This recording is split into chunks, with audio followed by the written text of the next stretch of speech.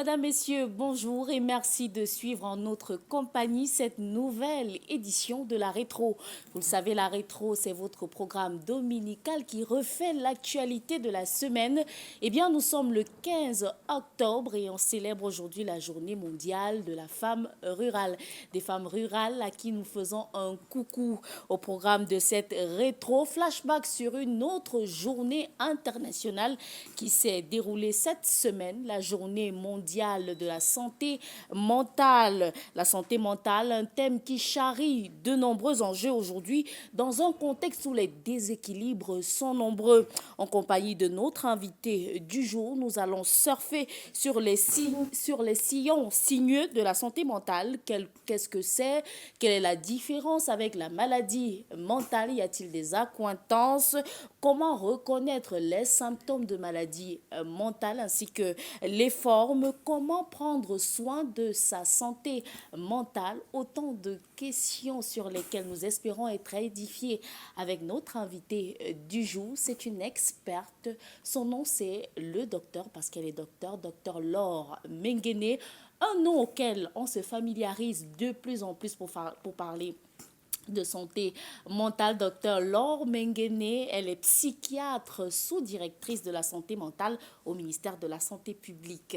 Je n'ai pas épuisé toutes vos casquettes, mais je vous souhaite la bienvenue. Bonjour, docteur. Bonjour et grand merci à Canal 2 pour cette invitation. Alors, c'est une experte multitâche qu'on a sur ce plateau. Je me permets d'être élogieuse à votre sujet parce que vous êtes courageuse. Vous êtes un peu aujourd'hui l'ange gardien, je le disais en off, des malades mentaux. Dès l'entame de cet entretien, peut-être on va commencer par définir le sujet. C'est quoi la santé mentale? Voilà, merci beaucoup. Lorsque l'on parle de santé mentale, ça veut simplement dire état de bien-être. La santé mentale est un état de bien-être qui permet à l'individu de se réaliser, de faire face au stress de la vie quotidienne, d'être productif et utile à la communauté. Alors que la maladie mentale, c'est une affection qui touche la sphère intellectuelle, affective et comportementale. Et lorsque l'on dit également que quelqu'un a des problèmes de santé mentale, généralement, il se dit qu'on veut dire qu'il est fou. Parce que problème de santé mentale, encore dans notre environnement, égale folie, c'est-à-dire maladie, ce qui est complètement faux. Quand on dit que vous avez des problèmes de santé mentale, c'est à deux niveaux. Ça peut simplement vouloir dire que vous êtes dans un état de mal-être. Et c'est l'occasion, je saisis l'occasion ici pour exprimer tout mon soutien, le soutien de la sous-direction de la santé mentale à tous nos frères et sœurs du côté de Mbankulu qui actuellement ont des problèmes de santé mentale. Et quel problème de santé mentale spécifiquement? Le mal-être. Quand vous perdez un être cher, vous ne pouvez pas dire exactement où ça fait mal. Ça, c'est le mal-être, c'est un problème de santé mentale. Vous perdez des biens comme ces personnes-là ont perdu. Vous ne pouvez pas dire exactement où ça fait mal. C'est un problème de santé mentale. Des problèmes financiers, des problèmes affectifs. C'est le mal-être, c'est un problème de santé mentale. Maintenant, si ce mal-être-là, qui est un problème de santé mentale, n'est pas géré par l'individu parce qu'il n'a pas les capacités, ou s'il ne se sent pas soutenu par l'entourage, il tombe donc au deuxième niveau de problème de santé mentale, qu'est la maladie mentale, la dépression avec le suicide, la consommation de substances psychoactives et autres. Donc, généralement, quand on dit que quelqu'un a des problèmes de santé mentale, tout le monde va vers la maladie mentale, alors qu'il y a le premier niveau qui est le mal-être. Le mal-être, c'est dire que quasiment tout le monde a des problèmes de santé mentale. Voilà, c'est la raison pour laquelle nous disons que les problèmes de santé mentale, c'est la seule problématique médicale qui nous concerne tous.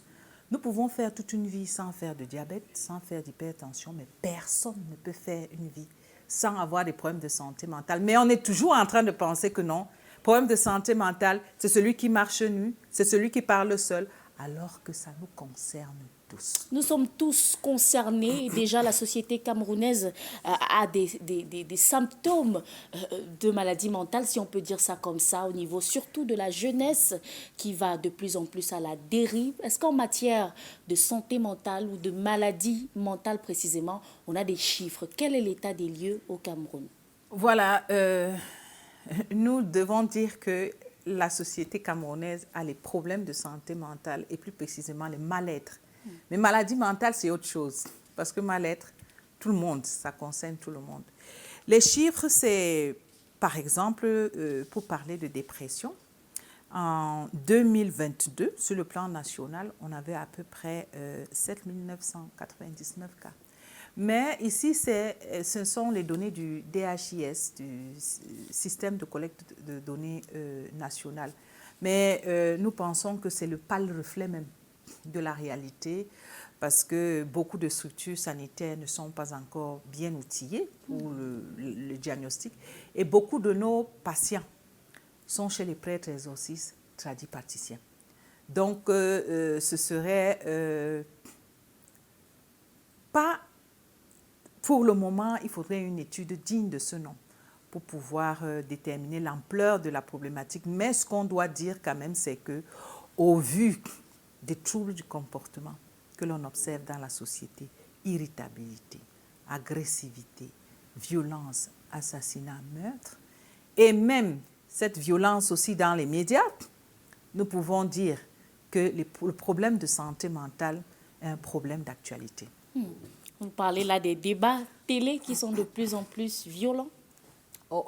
La violence dans les médias, elle est visuelle.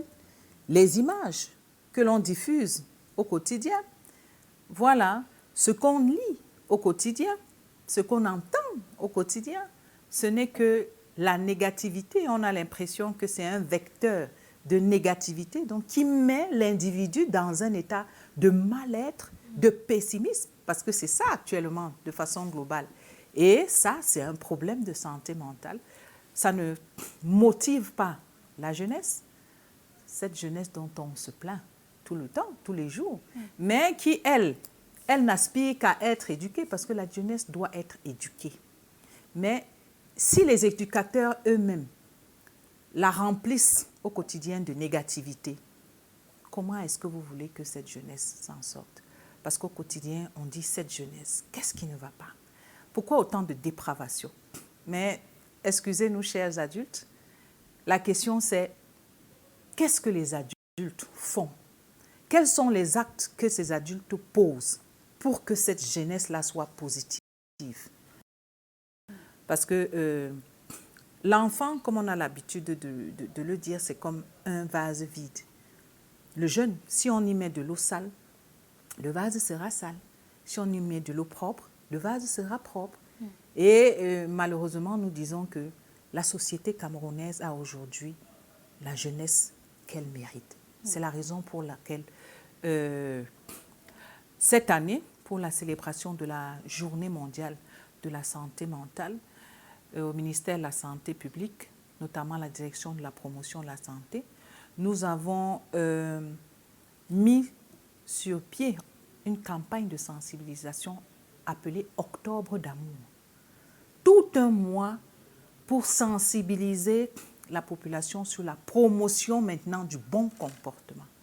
Parce que s'il y a tous ces comportements négatifs-là, la base du mal-être, généralement, c'est le manque d'amour.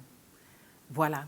Et nous pensons que nous sommes dans une société qui manque de façon criarde un peu cette valeur-là.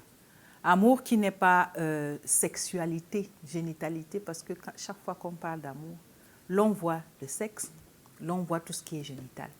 Amour qui veut simplement dire bonne communication, bonne interaction, solidarité, prendre soin de soi et de l'autre.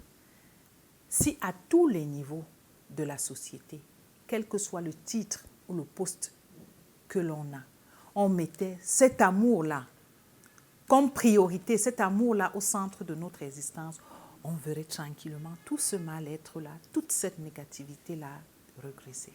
Alors, de l'amour, les populations riveraines du quartier Mbankolo en ont besoin. Ceci que le 8 octobre dernier, ils ont vécu un traumatisme, un éboulement qui a fait une trentaine de morts depuis les hauteurs de ce côté-là, dans l'arrondissement de Yaoundé, 2e. On prend la première partie du Round-Up, vous le savez, une rubrique habituelle de ce programme qui fait un flashback sur les informations majeures de la semaine.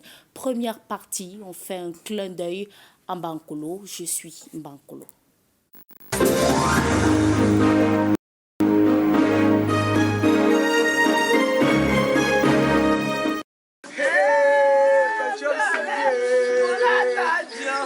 Des pleurs, expression de la douleur qui accable le peuple bandjoun tout entier. Tout à côté, l'arbre de la paix brandi pour le repos des âmes brutalement disparues. La communauté bandjoun de Yaoundé, dont des ressortissants ont perdu la vie ici, est venue toucher du doigt l'ampleur des dégâts. Une prière est dite sur le site. Nous prions de nous donner la force éternelle, mon Dieu, pour personne de secourir et des frères, des sœurs, des familles endeuillées. Cette dame aux cheveux teints a perdu à elle seule 7 membres de sa famille. 5 ont été retrouvés, mais sa fille et sa belle-sœur restent disparues.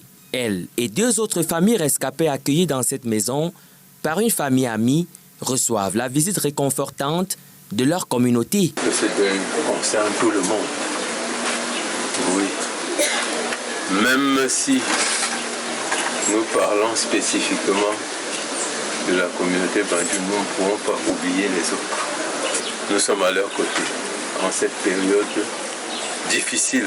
Le tout encadré par l'autorité administrative qui saisit une fois de plus d'opportunités pour sensibiliser les populations sur le danger que représentent les zones à risque. Nous devons obliger les gens, obliger les populations à quitter leur maison, leur domicile pour leur propre bien.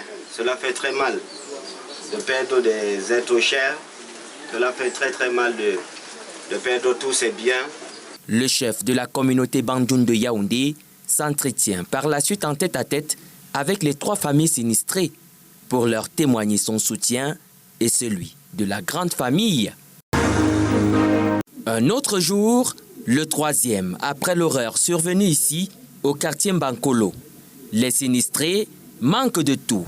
Alors, l'aide s'organise. Matériel de couchage, denrées alimentaires et produits de première nécessité sont réceptionnés puis stockés dans cette villa, tout près du lieu du drame.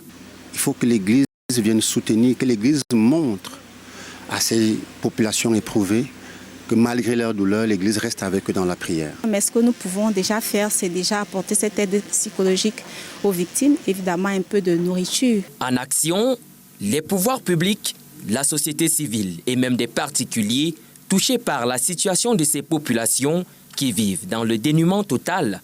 Amener le casque qui a été prévu. On a pu faire un don de 5 cartons de savon, 30 paires de chaussures, un ballot d'habits, les palettes d'eau à boire. Le maire coordonne et annonce avoir trouvé un abri aux sinistrés sans toit. Ceux qui n'avaient pas d'abri ont été recasés provisoirement à la maison du parti, la maison communale, la maison du parti en Komkana, oui, pour qu'ils aient un endroit où dormir. Mais à la maison du parti d'Nkomkana, même pas l'ombre d'un sinistré à l'horizon. Par les persiennes, notre caméra capte juste ces quelques matelas, à même le sol, qui attendent des dormeurs. Le cœur des victimes, lui, est ailleurs. Depuis dimanche, j'ai les mêmes abus qu'aujourd'hui. On dit qu'on vient nous partager les matelas, mais ça ne nous suffit pas. On a besoin de l'habillement aussi. Les cartons sont partis et tout. Franchement, que le gouvernement camerounais aide les sinistrés parce que les gens n'ont pas où aller. On a tout perdu. Le Cameroun tout entier pleure ses morts. Seule une véritable chaîne de solidarité pourrait permettre de garder allumée la flamme de l'espoir chez les rescapés et repousser le dégoût de la vie. Des maisons envahies par des eaux, des ateliers inondés, des espaces commerciaux noyés. Le quartier Nkolbison subit la pluie diluvienne de la veille sur Yaoundé. Je n'ai même pas dormi à la maison. Au salon, ça m'arrive au niveau d'ici, je ne pourrais rien. Toute la famille a dû déménager hier soir. Journée fériée dans cette école ce lundi.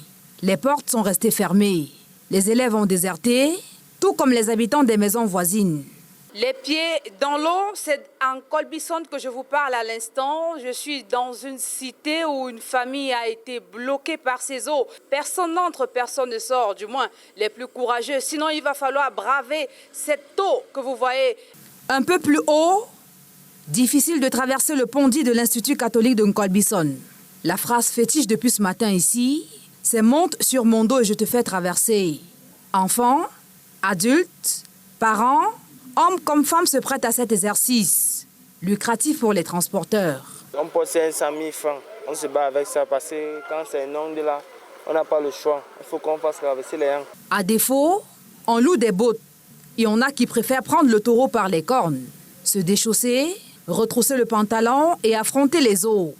Une situation qui trouble le quotidien des populations de ce quartier de Yaoundé 7e. Vous savez, avec l'université catholique et tout le monde, les populations qui doivent aller au travail, les enfants qui doivent aller à l'école ailleurs, parce qu'il y a des populations qui habitent de l'autre côté de la rivière. C'est une catastrophe épouvantable. Le maire de la commune et le sous-préfet de Yaoundé 7e sont venus mesurer l'ampleur des dégâts. L'inondation serait récurrente ici à la suite de fortes pluies. La canalisation des eaux fait problème. Le problème, c'est qu'il faut drainer la Mefou. Seulement, il faut drainer la Mefou. La sous-préfecture est dans l'eau, sinistrée. On ne peut pas accéder aux services publics. C'est inacceptable. On aurait pu éviter ça s'il y avait un dialogue entre l'entreprise et les autorités locales. En attendant, traverser ce pont reste une équation difficile pour ces tout-petits. Ses parents culent les caniveaux pour éviter une nouvelle inondation, à l'origine de plusieurs déménagements déjà enregistrés dans ce quartier. Même la volaille a trouvé refuge ailleurs.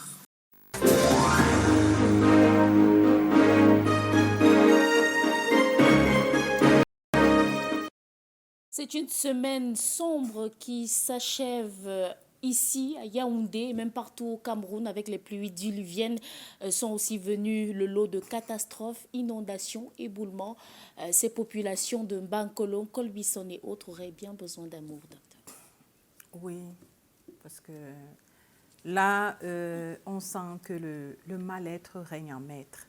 Le mal-être parce qu'on a perdu des biens, c'est bien, on a perdu des êtres chers. Le mal-être encore essentiellement parce que les besoins fondamentaux ne sont pas satisfaits. C'est-à-dire que les gens ont des difficultés pour se loger, des difficultés pour s'alimenter, les difficultés pour que les enfants aillent à l'école, aller travailler. Donc c'est autant de facteurs qui aggravent encore, qui augmentent les problèmes de santé mentale. À toute la population de Mbankolo, nous saisissons cette occasion pour vous dire que le ministère de la Santé publique, soucieux du bien-être des populations, a mis sur pied une cellule d'écoute à travers le 15-10. Donc, vous pouvez appeler 24 heures sur 24 le 15-10 et demander à parler à un personnel spécialisé en santé mentale qui pourra vous écouter, vous orienter, vous soulager. Et vraiment beaucoup de courage. Une oreille attentive, mais après avoir écouté, par exemple, qu'est-ce que les spécialistes du ministère de la Santé font? Est-ce qu'il suffit juste d'écouter et le lendemain, la personne peut aller se passer la corde au cou? Écouter, c'est déjà à 52% dans cette situation quelque chose de très important. Parce que dans ce type de situation, vous avez des individus qui sont stressés. Et il vaudrait mieux que ce stress, parce que quand on est stressé, l'organisme libère des substances comme l'adrénaline, qui vous posent des problèmes physiques, avec des céphalées, des insomnies. Vous avez les nerfs là, certains là, c'est sûr, les nerfs là, c'est des cervicalgies.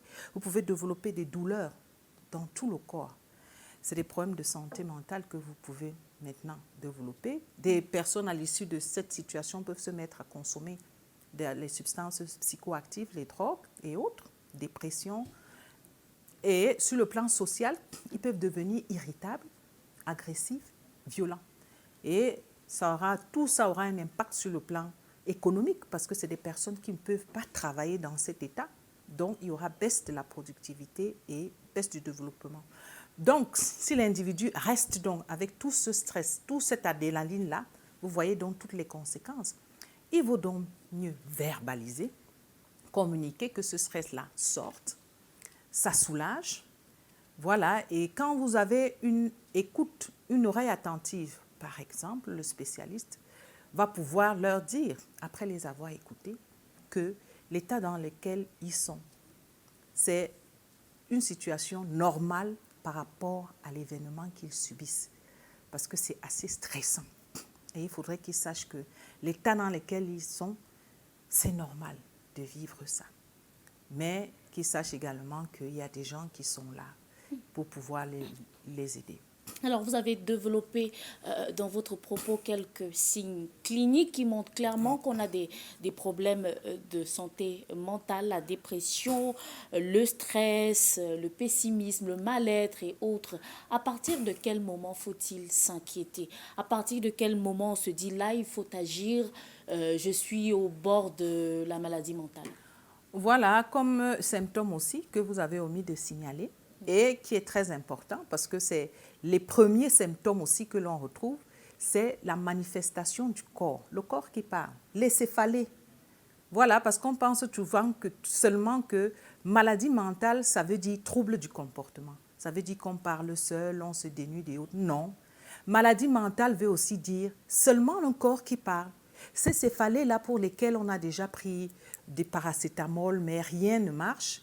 Ces insomnies-là, ces nerfs-là, on a appliqué le baume François plusieurs fois. Ces douleurs lombaires, pelviennes, articulaires pour lesquelles on a vu plusieurs spécialistes. Les bilans reviennent corrects, mais on souffre et on finit par aller chez les prêtres exorcistes tradipraticiens. Il faudrait que l'on sache que c'est l'une des premières manifestations de problèmes de santé mentale, que ce soit de mal-être, que ce soit de maladie mentale, comme la dépression. La dépression peut uniquement se manifester par un corps qui parle comme ça et pour lesquels on voit plusieurs spécialistes sans succès. Alors, une fois qu'on a ces signes cliniques-là, qu'est-ce qu'on fait? Voilà, une fois qu'on a ces signes cliniques-là, c'est important de chercher un personnel spécialisé en santé mentale. Important. Et il ne faut surtout pas qu'on ait peur, parce que dans notre contexte, quand on parle par exemple de l'hôpital Jamou, service de santé mentale, tout le monde tremble.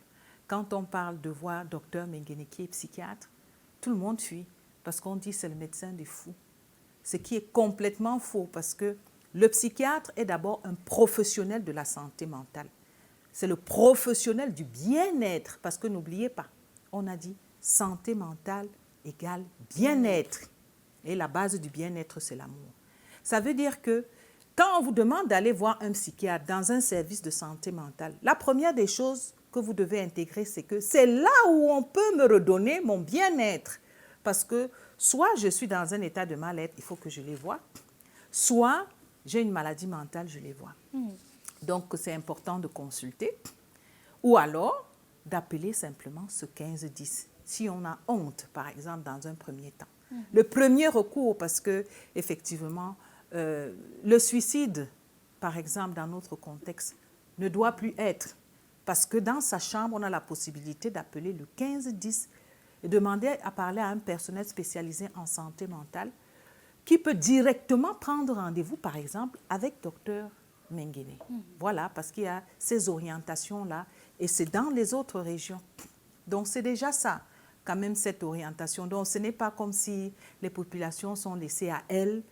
Voilà, parce que le ministère de la Santé a voulu donc pallier aux besoins quantitatifs et qualitatifs de ce personnel spécialisé en santé mentale. En capitale comme dans les zones reculées?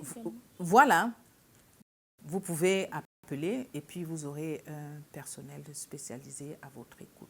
Alors, pour parler des cas plus chroniques, notamment des maladies mentales, depuis quelques années, vous menez le plaidoyer quant à la protection, l'humanisation des soins apportés à ces personnes-là, notamment les PAME, les personnes errantes qui souffrent de maladies mentales. Vous êtes coordonnatrice du village dit de l'amour, le village de l'amour, qui est un pavillon de l'hôpital Jamou. On s'occupe de ces personnes-là, vous les récupérez de la rue, vous leur donnez un toit et vous vous en occupez. Comment ça se passe? Racontez-nous votre journée type au village de l'amour.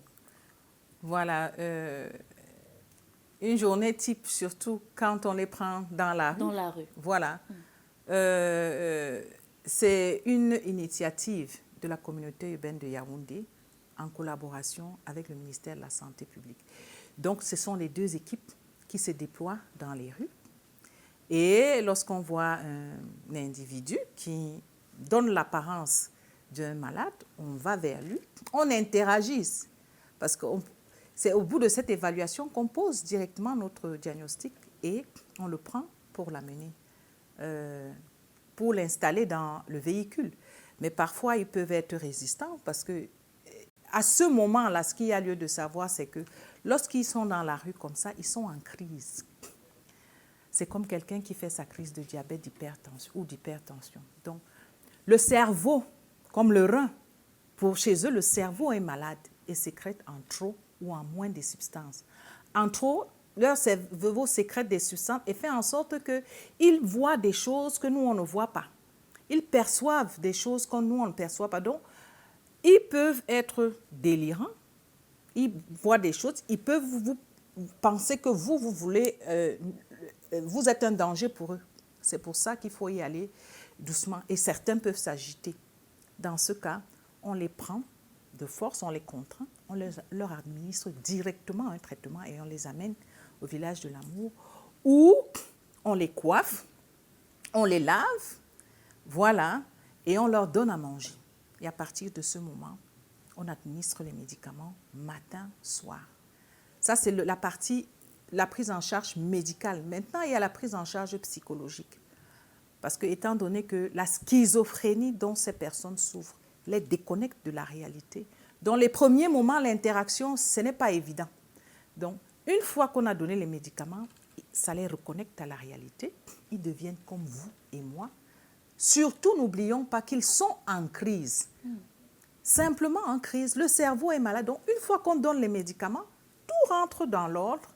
Et maintenant, les psychologues interviennent pour leur donner, tous ensemble aussi, nous intervenons pour leur donner une dignité, pour les valoriser, les soutenir. Et ainsi, ils se sentent aimés. Ils recommencent donc à adopter le mode de fonctionnement normal avec l'aide des médicaments et de notre soutien. Il y a aussi les psychoéducations parce qu'il y a des familles qui arrivent et beaucoup de familles ne comprennent pas souvent que c'est la maladie. Parce qu'en premier lieu, on est parti chez les prêtres exorcistes, radipraticiens, on a dit qu'on a trempé, Donc, il faut leur donner la bonne information, que c'est le cerveau qui est malade, qu'on ne doit pas abandonner, qu'il faut pardonner, parce que dans le cas de la crise, ces personnes ont pu être agressives, cassées. Mais on a mis ça dans le compte de la tétutesse, de tout. Et on leur dit, comme vous avez à la maison des personnes, quand elles ont des troubles digestifs, font la diarrhée, est-ce que vous rejetez? Est-ce que vous abandonnez? Quand vous avez des personnes qui vomissent du sang, qu'est-ce qu'on fait? On soutient, on accompagne à l'hôpital. C'est la même attitude qu'on souhaite également pour ces derniers. Nous voyons en permanence des personnes en crise dans la rue.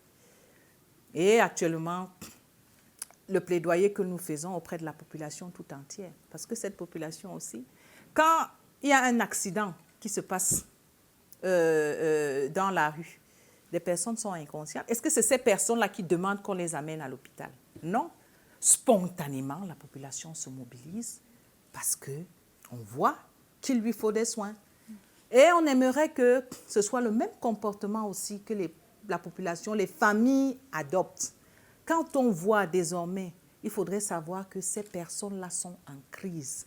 Et comme c'est le cerveau qui est à la base de notre comportement, et quand ce cerveau ne fonctionne plus normalement, bien évidemment, ils ne savent pas ce qu'ils font. C'est à nous de leur venir en aide. Mais nous les abandonnons. Et quand on les abandonne, qui viendra à leur secours? Justement, quelles sont les difficultés que vous rencontrez au quotidien dans la prise en charge de ces panneaux? Les difficultés sont énormes. Parce que le site, on a souvent plus de 120, 130 personnes.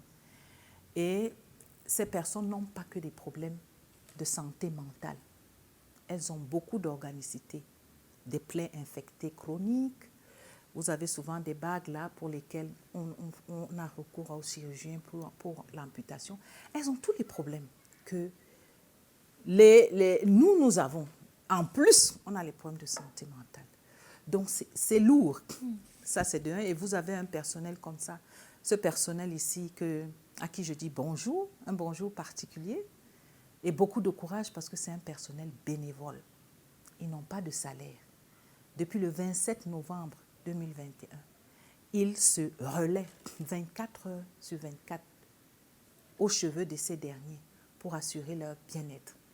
Vraiment, ce n'est pas évident pour des adultes, des pères et des mères de famille, chaque jour de venir gratuitement effectuer ce service. Il y a l'hygiène, il y a le site qui est aussi étroit, et maintenant, beaucoup sont stables.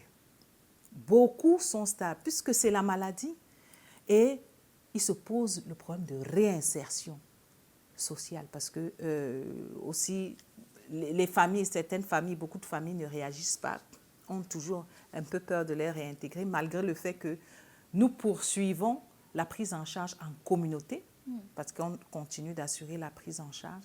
Ils sont là. Mais bon, si vous arrivez sur le site maintenant, il y a des dames qui font des bracelets avec des perles, qui font des bijoux, qui font des sacs, fabriquent du savon et autres. Ces petites choses-là, à notre niveau, on fait. Et comment vous gérez ces malades qui sont dans leur début, par exemple, qui viennent d'arriver, et ceux qui sont quasiment en fin de rétablissement? Voilà, ceux qui sont déjà stables, c'est eux qui assurent. Donc, les soins, voilà, l'encadrement, le soin des nouveaux.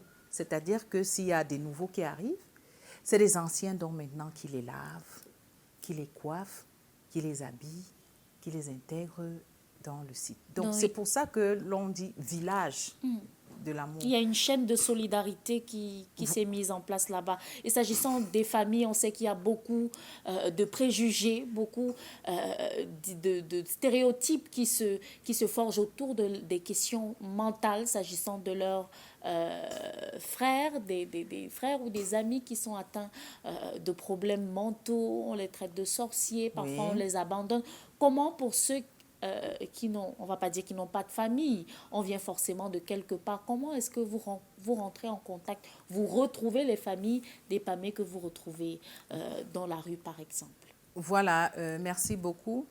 Chez certains, une fois qu'ils se stabilisent, voilà, ils ne peuvent plus nous donner des numéros de téléphone, bien évidemment. Mais s'ils ont la famille à Yaoundé, une fois qu'ils sont stables, c'est eux qui nous amènent, quand on a la possibilité, les moyens, on organise des journées de réinsertion. C'est-à-dire que ceux qui sont déjà stables, ils nous orientent dans la ville. Donc, c'est comme ça qu'on retrouve des familles. On est allé même jusqu'à Douala pour réinsérer certains qui sont actuellement en famille. Donc, ça, c'est quand ils se souviennent. Certains, c'est dans Facebook. Voilà, Facebook. Et puis, on a la chance de rencontrer un membre de la famille qui arrive parce que souvent, c'est assez émouvant parce que parfois, les familles pensent que cette personne était même décédée déjà depuis. Et c'est assez émouvant. Et je pense que c'est ces situations-là qui font en sorte que ce personnel tient encore malgré. Parce que quand on voit ces familles-là satisfaites, qui sont contents, quand on voit ces personnes qui réintègrent le milieu familial, ça, c'est une grosse récompense. Mais il faut dire que les clichés ne concernent pas seulement les malades. Vous aussi, le personnel médical, vous êtes souvent sujet à de nombreux stéréotypes.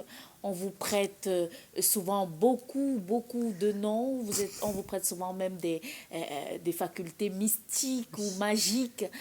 Comment vous gérez ce type d'interaction? Voilà, déjà c'est pour ça qu'on a donné le nom Village de l'amour.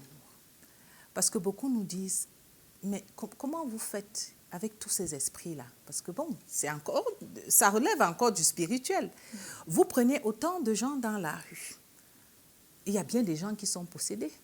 Il y a bien des gens qui ont des mauvais esprits. Et comment est-ce que vous faites pour les gérer à l'intérieur? Et nous, on dit, nous, on n'a pas fait l'école de la sorcellerie. Non. Nous, on est des scientifiques. On a appris que le cerveau est malade et il y a des médicaments qu'on donne pour stabiliser de 1. De 2, l'on sait scientifiquement aussi les bienfaits du bien-être, les bienfaits de l'amour. C'est-à-dire que quand un individu se sent valorisé, se sent considéré, se sent soutenu, est dans un état de bien-être, alors l'organisme lui-même libère des substances qui boostent le système immunitaire, qui font bien fonctionner le cerveau, le système cardiovasculaire et autres. Donc nous disons qu'au village de l'amour, notre sorcellerie, c'est l'amour. Voilà, médicaments plus amour, ça nous donne des personnes qui étaient rejetées, qui étaient abandonnées, à nouveau stables, qui peuvent réintégrer le milieu familial. L'amour, la thérapie conseillée par notre invitée du jour, Laure Menguéné, psychiatre, sous-directrice de la santé mentale au ministère de la Santé. Le temps de vous rafraîchir un petit moment. Nous prenons la deuxième partie du round-up de l'actu. Petit coup d'œil dans le rétroviseur pour regarder ces cadres de l'actualité ayant marqué la semaine. Cette semaine, au-delà du drame de Mbankolo, c'était aussi ces escrocs qui ont été appréhendés dans la ville de Yaoundé. C'était la croisade du ministre de la Santé dans les rues de Yaoundé au marché central pour être plus précis contre les faux médicaments. C'était également le retour du rédacteur en chef de la radio Tiemeni Siantou, un confrère disparu depuis vendredi matin. C'est finalement mardi qu'il a refait surface au grand bonheur de ses confrères et collègues. On regarde et on se retrouve juste derrière. Tout est parti d'un coup de fil. Appelé, la victime n'y avoir été contactée par qui que ce soit pour insérer son enfant dans les rangs de la police. Toute vérification commence par le parent. Et lorsque nous appelons le parent, on se présente, on lui pose le problème. Il dit qu'il ne sait pas de quoi on parle. Il n'a jamais donné de l'argent à quelqu'un. Mais ça n'arrête pas les enquêteurs. Ils poussent les recherches et finissent par mettre la main sur le proprio du numéro suspect. Un tour dans le listing de communication pour exploitation, le poteau rose est découvert. Nous tombons effectivement sur les voices et les messages où il dit d'ailleurs à son correspondant que le commissaire va m'appeler pour me demander si j'ai donné l'argent. Je lui ai dit que moi j'ai tout mis en bloc. Alors lorsqu'on le prend, on l'a confondu avec ces éléments. Il est passé aux aveux parce que c'était dans son téléphone. Face à ce constat, le suspect, son complice, y compris le parent, sont interpellés. Les 3 seront déférés juste après cette interview. On va les présenter au parquet. C'est l'occasion d'attirer l'attention des populations. À la police, il n'y a pas de monnayage. Il n'y a que les meilleurs qui sont retenus. C'est vrai qu'il y a les problèmes d'équilibre régional, mais à la fin, on ne prend que les meilleurs. Les faits remontent au 25 septembre dernier, juste après la publication des résultats du dernier concours de la police. Ebenezer Ndiki revient de ce qui aurait pu être les derniers jours d'un condamné. À la différence de la fiction de Victor Hugo, il a écrit les 4 derniers jours de sa vie en lettres de sang et de sueur, comme le témoignent ses séquelles encore visibles. Tout commence vendredi matin au détour d'une rencontre mystérieuse devant une ambassade du quartier Bastos à Yaoundé. Je me suis assis. J'étais en train de lire un journal. Et subitement, j'ai vu un monsieur qui est arrivé, un jeune monsieur, il avait moins de 40 ans, dans une A26 de couleur grise. Il est descendu, il s'est rapproché des vigiles, il a expliqué aux vigiles pourquoi il était là. À lui également, on a donné la chaise. Nous nous sommes donc assis, on a commencé à échanger. C'est là où il me dit, mais grand frère, il est encore 6h30, on ne va pas attendre jusqu'à 8h30. Est-ce qu'on peut prendre un café à Neptune, au carrefour Bastos ? Le journaliste et le monsieur qui dit répondre au nom de l'Aubert migrent vers le carrefour Bastos où ils achètent des croissants et des cafés.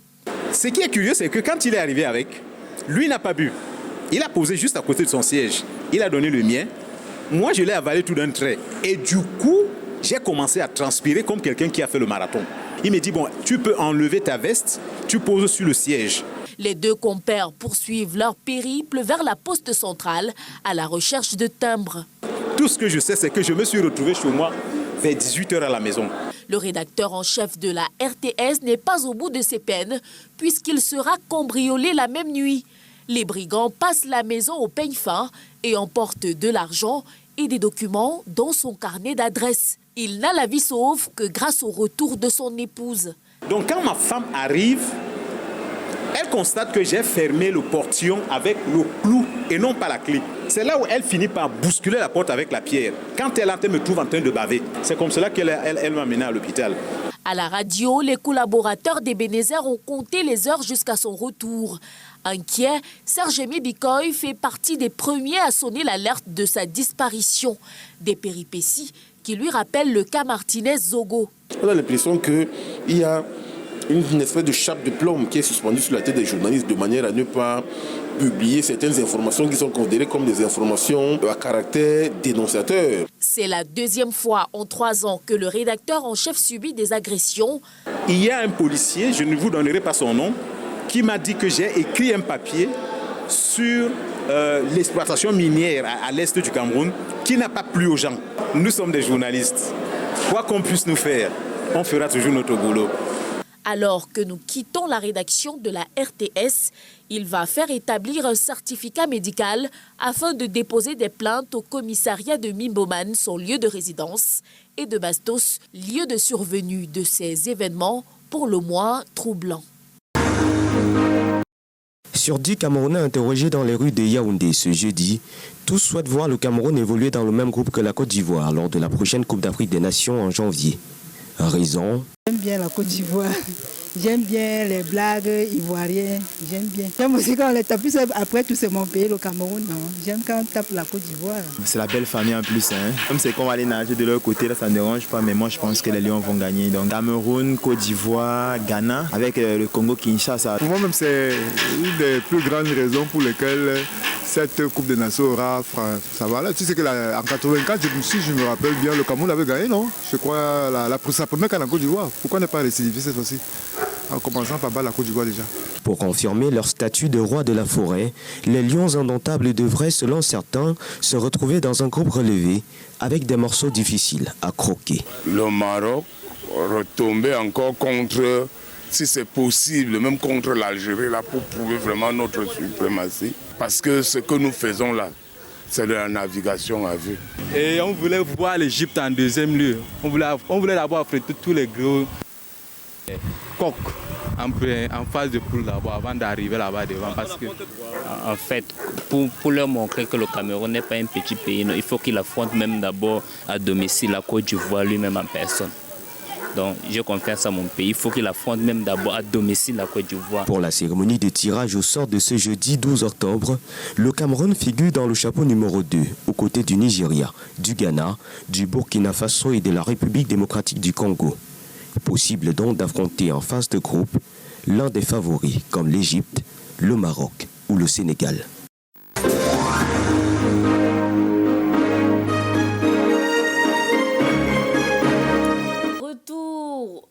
Retour sur ce plateau, nous sommes toujours en compagnie du docteur Laure Menguéné, notre psy du jour. Petit commentaire peut-être après avoir regardé ces reportages. Vous êtes foot? Oh, un peu. Vous n'avez pas trop le temps de regarder la télé? Si, mais j'ai d'autres sources de bien-être. Voilà. En tout cas, toutes les équipes qui participeront à la Coupe d'Afrique des Nations en Côte d'Ivoire savent déjà à quelle sauce elles seront mangées. Le tirage au sort s'est effectué hier.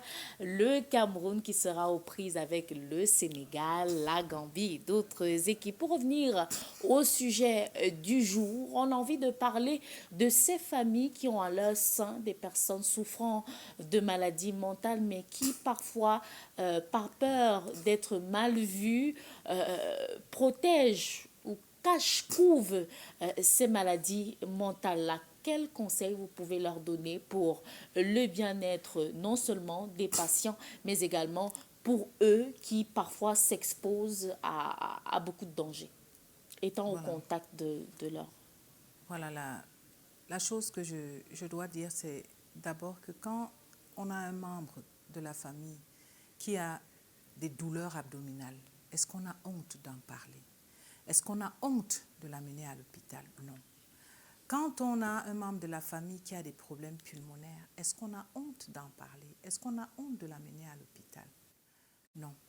On souhaite que les familles aient la même attitude parce que nos frères et sœurs qui ont des troubles du comportement, c'est également à leur niveau un problème de santé.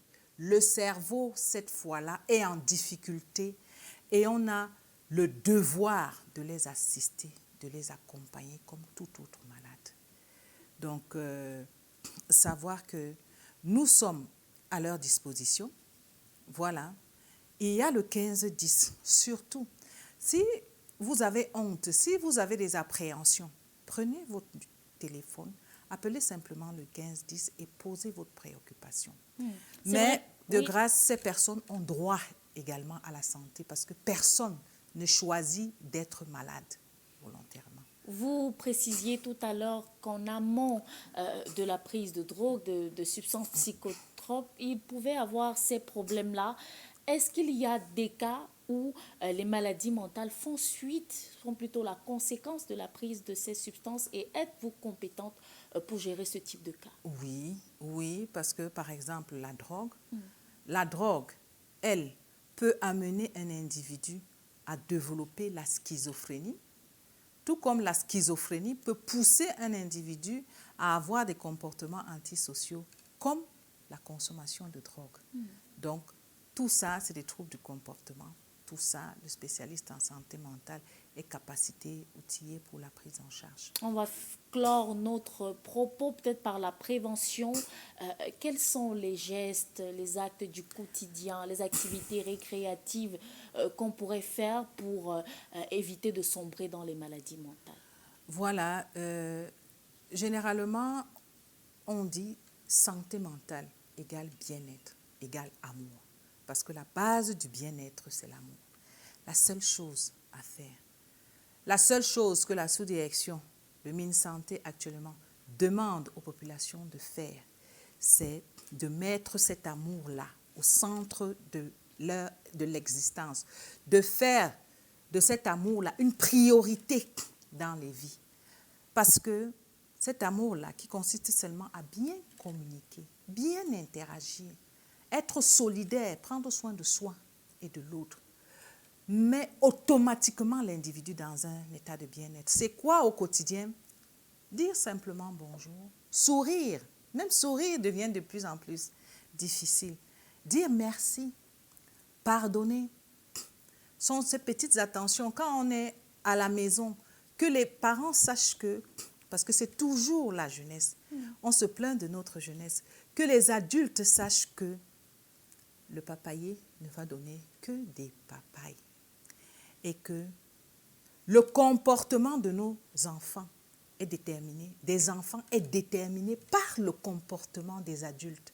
Si nous voulons que notre jeunesse change, il faudrait, heureusement ou malheureusement, que nous, adultes, nous puissions adopter les comportements que nous souhaitons voir chez nos enfants. Comme ça, au moins, ils auront un repère.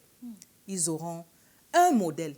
Mais la réalité, c'est qu'actuellement, notre société, notre jeunesse est en quête de repères. On n'a pas de repères, il n'y a pas de modèle. Donc, il y a urgence que les adultes fassent une introspection, qu'on arrête de dire c'est la faute du ministère de la Santé, c'est elle, c'est elle, c'est elle. Non.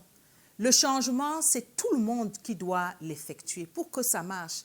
C'est tout le monde qui doit mettre cet amour au centre de son existence, quel que soit le titre, quel que soit le grade que l'on a dans la société, puisque le mal-être, il est en famille, le mal-être est en milieu professionnel, le mal-être est en milieu scolaire, le mal-être est sur le plan social, le mal-être est dans les médias.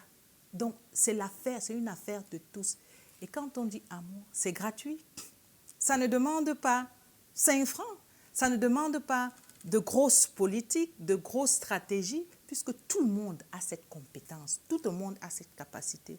Mais c'est la chose la moins partagée actuellement. Et l'on dit que l'on essaye juste, en un mois, que chacun à son niveau, essaie juste pendant un certain mois, un seul mois, de faire un exemple, de mettre l'amour au sein de son existence. Et va voir spontanément comment beaucoup de choses vont régresser. Toute cette négativité-là va régresser. Alors, conseil de psy, aimez-vous, aimez les autres, faites cette expérience. En tout cas, on va s'y mettre. On est d'ailleurs dimanche, un jour pour la communauté chrétienne qui est consacrée à aller à l'église, mais pas seulement, à faire le bien aussi. Merci, docteur, d'être passé par ici. Merci pour vos précieux conseils. On espère avoir édifié plus d'un. On sait que vous êtes très bousculé dans votre emploi de temps. Vous allez vous occuper, peut-être pas de malades mentaux, mais de personnes qui ont besoin d'amour. Des personnes atteintes de maladies mentales. Ok. En tout cas, la terminologie a été bien encastrée, bien retenue. Merci à vous de nous avoir suivis. C'était un plaisir de vous avoir comme abonnés ce dimanche. On n'oublie pas ceux qui nous ont suivis depuis nos plateformes digitales. On finira par dire merci, merci à toute l'équipe technique qui a participé à la livraison de ce programme. Et on vous dit, prenez soin de vous, prenez soin de votre santé mentale. Bon dimanche.